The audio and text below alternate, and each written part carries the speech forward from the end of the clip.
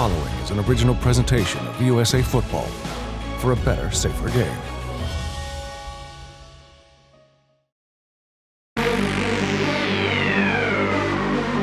It's official, it's official. I'ma do this here forever. Forever. I'ma do this here forever. Forever. I'ma do this here forever. Forever. I'ma do this here forever. Forever. I'ma do this here forever.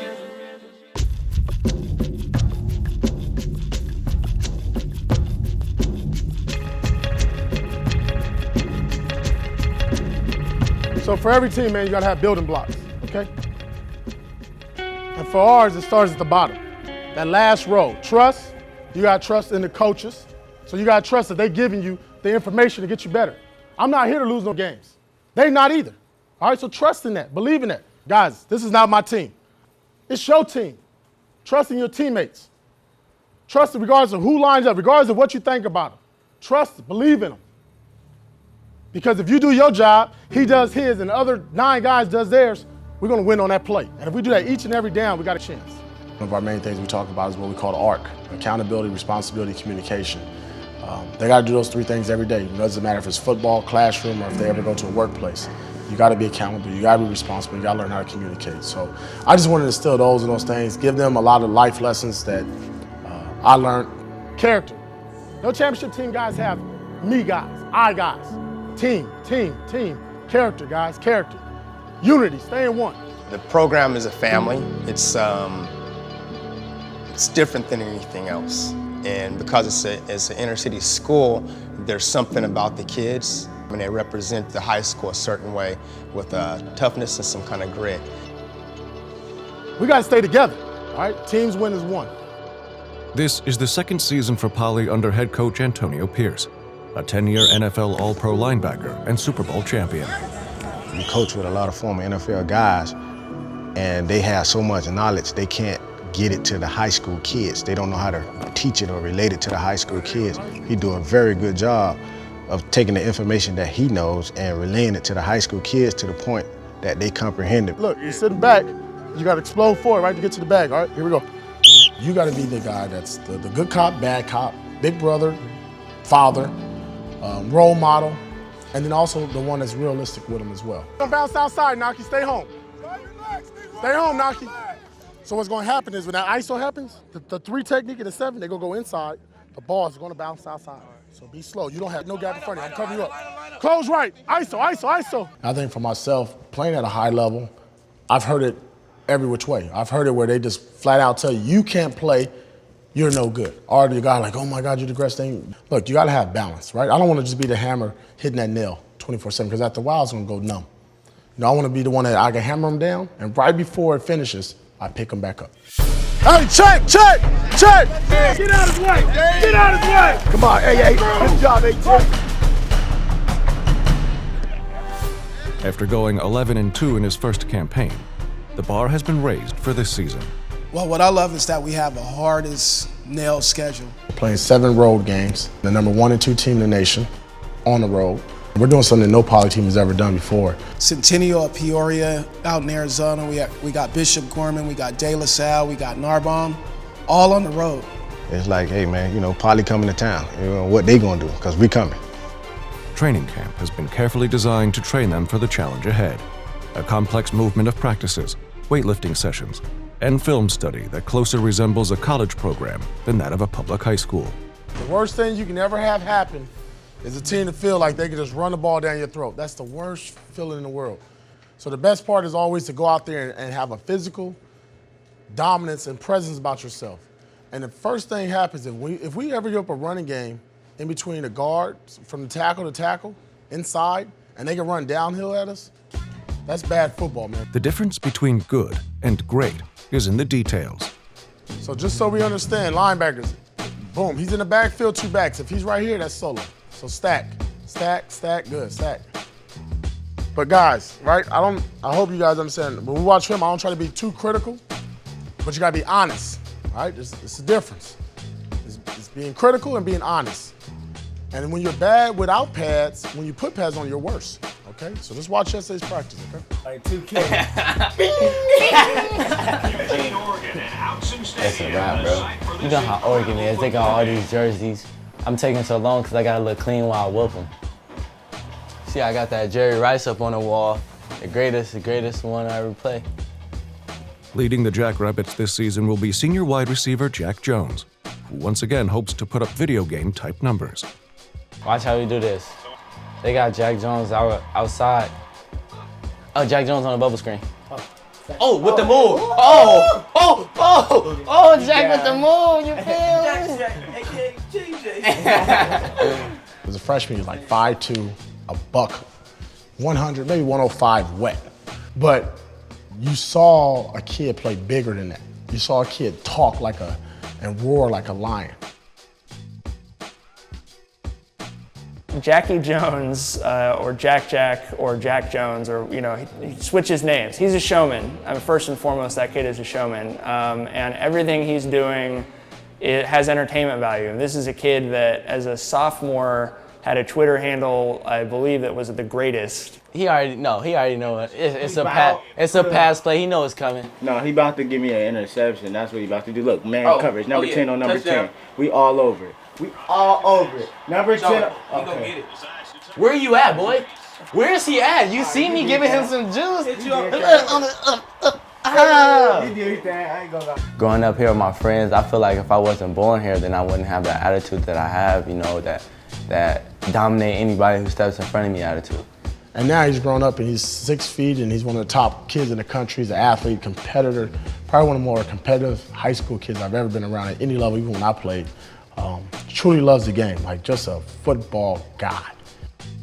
He is considered to be one of the premier athletes in the country, being recruited by the likes of USC and Michigan. Yet his biggest challenge will be whether or not he can mature into a leader. He's one of the most entertaining players I've ever been around. He comes in a tradition of the last 3 years they've had a senior All-American leader. That Juju Smith in 2013 is now at USC. Biggie Marshall in 2014 is also at USC.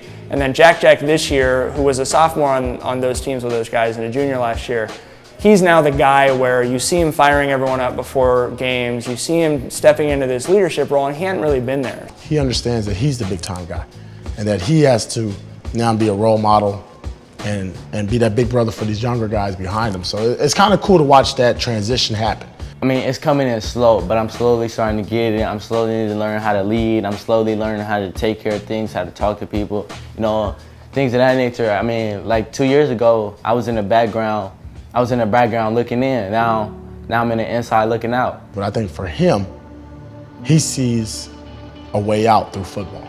And sometimes when I look at him, I do see myself as the same way. Like, I use football to better my life. Football is my world. I mean, it's the only way out. I know it's just in me. I mean, that's what God put me on this earth for, and I'm gonna succeed at it. Jones is just the latest in a long line of talented players who have worn the green and gold and seem destined for greatness. But while the question of talent has never been in doubt at Poly, it's how the program has maintained such dominance for nearly a century that should be examined. They've been playing football for over 100 years.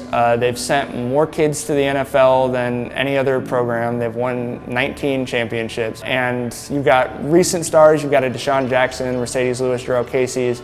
But you also have way back, almost 100 years, the Packers' first championship team, I think in 1926, had 4 Poly guys on it. Long Beach Poly football is the best high school in the country. And it's just built on tradition, hard work, sacrifice. I think we have done an awesome job in the previous years. As far as brotherhood, you probably heard other coaches talk about brotherhood.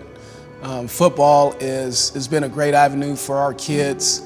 It's a lot of negative influences in our area, and so we created an avenue for our kids to make it out.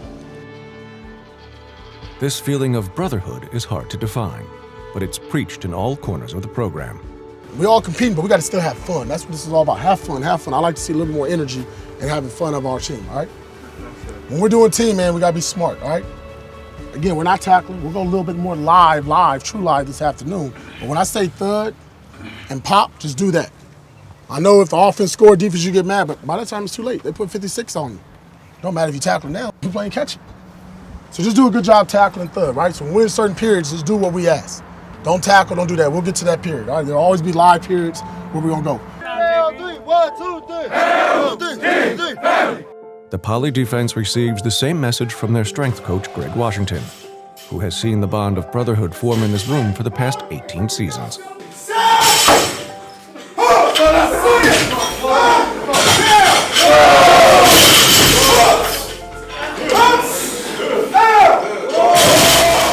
You know, you don't come to Poly just to play football. You know, you're coming here to make some gains so you can get to the next level. And being here, the kids realize, you know, there's a way out.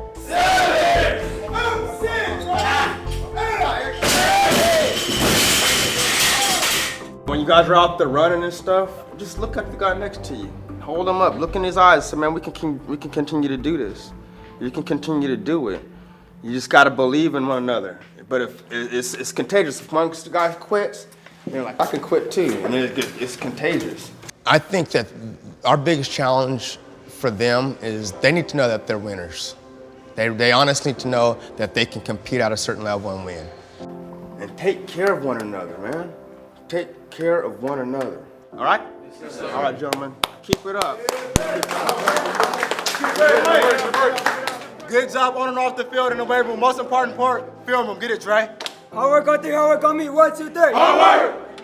It's gonna take blood, sweat, and tears. And guess what? Brothers fight. You know, brothers fight, but brothers pick each other up. And brothers do what? In battle, they have each other's backs. Hard work, discipline, toughness.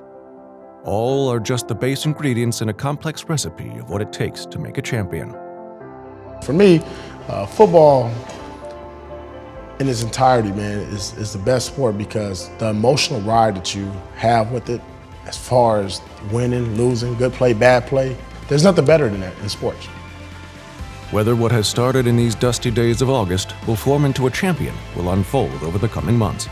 But one thing seems to be certain. The degree to which their brotherhood grows will determine if they are predators or prey.